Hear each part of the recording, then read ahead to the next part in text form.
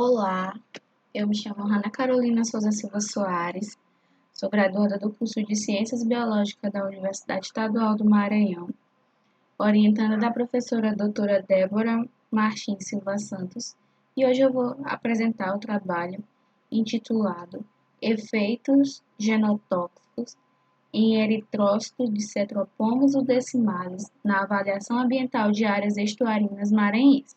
Bom, as ações antrópicas, elas interferem na dinâmica estuarina natural, impactando-as pela adição de compostos, sejam eles orgânicos ou inorgânicos, que vão gerar efeitos letais e subletais nos organismos aquáticos.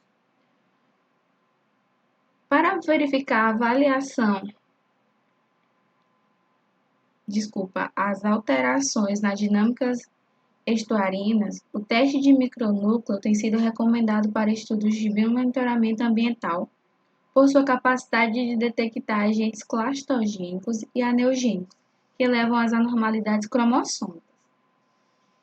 Os micronúcleos são estruturas originárias de fragmentos cromossômicos ou cromossomos inteiros, que durante a anáfase não migram para os polos da célula devido à reparação celular frente à ação do genotóxico. Nesse sentido, o objetivo desse estudo foi avaliar os possíveis efeitos genotóxicos da poluição aquática em peixes de duas áreas estuarinas da macro-região de São Luís, o rio Bacanga, que fica localizado em São Luís, e o rio Santo Antônio, que fica localizado em Passo do Lumiar. Bom, essas duas áreas que foram escolhidas, elas têm importância ecológica e econômica para o Maranhão, onde o estuário da bacia do rio Bacanga ele está situado na porção noroeste da ilha de São Luís, com aproximadamente 110 km², corresponde a um sistema biofísico e socioeconômico integrado e interdependente, onde há formações vegetais e nascentes. E é um local onde são exercidas diversas atividades, como as atividades agrícolas, industriais, serviço, entre outros. Já o estuário do rio Santo Antônio, ele está localizado no município de Passo do Lumiar, com um curso total de 25,3 km. Esse rio, ele drena áreas de menor densidade quando comparadas ao rio Bacanga, onde as atividades antrópicas ainda se caracterizam por sua prática rural e possui imagens relativamente conservadas. Foi coletado um total de 40 centropomos udecimales, por meio da pesca artesanal, utilizando rede de pesca simples, sendo 10 por coleta a cada período chuvoso e seco. Esse estudo, as coletas dos animais, eles seguiram as normas de conduta da Comissão de Ética e Experimentação Animal da UIM.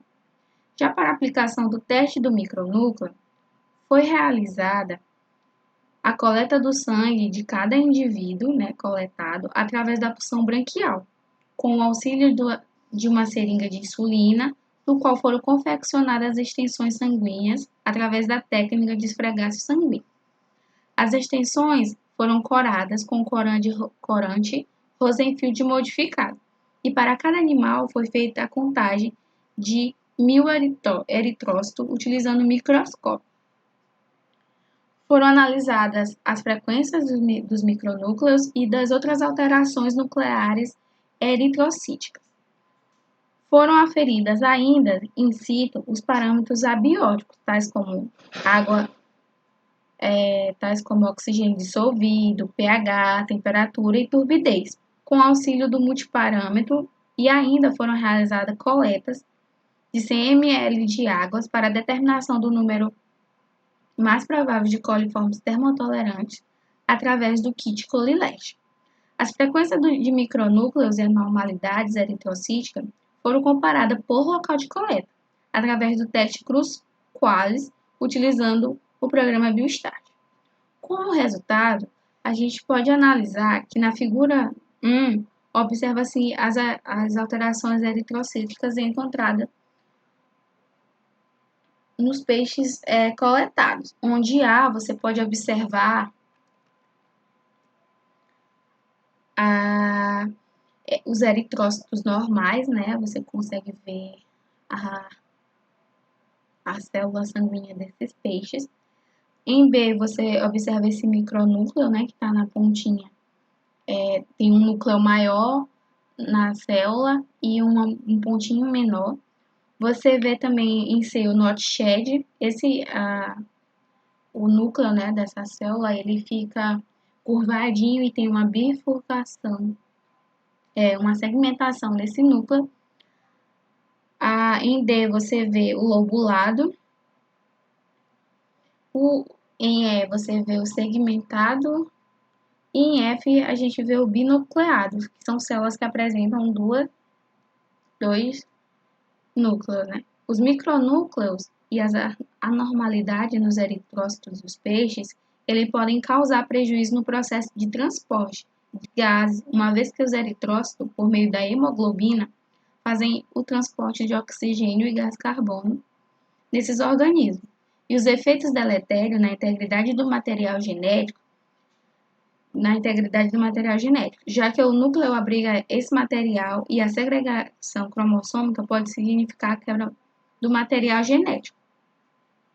As frequências dos micronúcleos e a normalidade foram maiores nos peixes do estuário Bacanga. Ao observar a tabela, a gente pode ver que no período chuvoso, a frequência dos micronúcleos e das outras anormalidades que foram observadas nesse estudo, ele foi bem maior no Bacanga.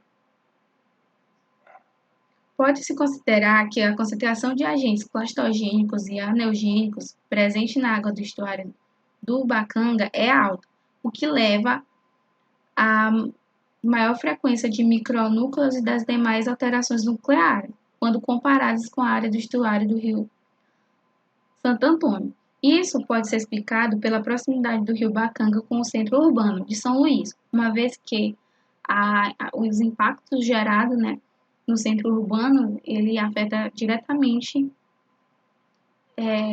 a bacia do rio Bacanga, quando comparado com o do rio Santo Antônio.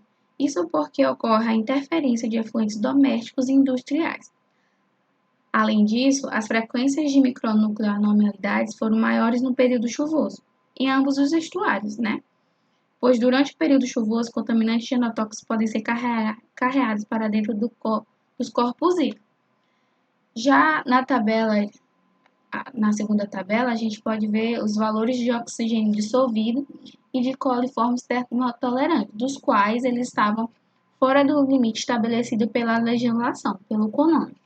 Como a gente pode ver aqui, Bacanga, tanto no período seco quanto no período chuvoso, esse valor estava abaixo do recomendado pela CONAMA, tanto no período chuvoso quanto no seco.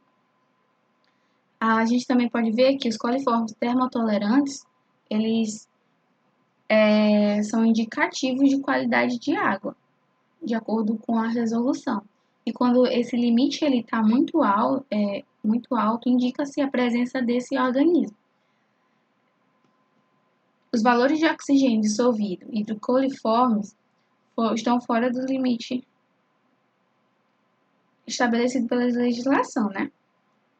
O oxigênio dissolvido é o principal parâmetro para a caracterização dos efeitos da poluição das águas por despejos orgânicos e exerce um profundo papel no controle sobre a vida aquática, desempenhando preponderantemente a função de respiração, alimentação e reprodução dos peixes. Já os coliformes, eles agem como indicadores de lançamentos orgânicos com alto grau de contaminação por patógenos de origem fecal.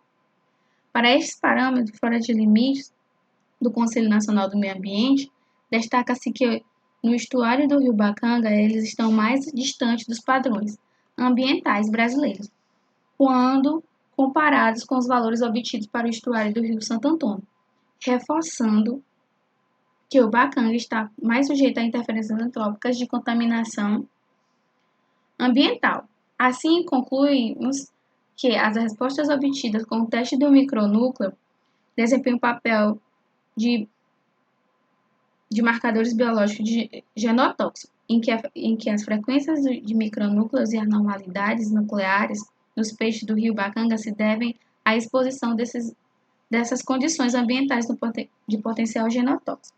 As análises de água indicam alteração na qualidade da água dos estuários, principalmente do rio Bacanga. A incidência de chuvas pode estar ocasionando efeitos sinérgicos dos agentes genotóxicos nos estuários, resultando no aumento de anormalidades nos eritrócitos do período chuvoso. Aqui são as minhas referências. O meu muito obrigado.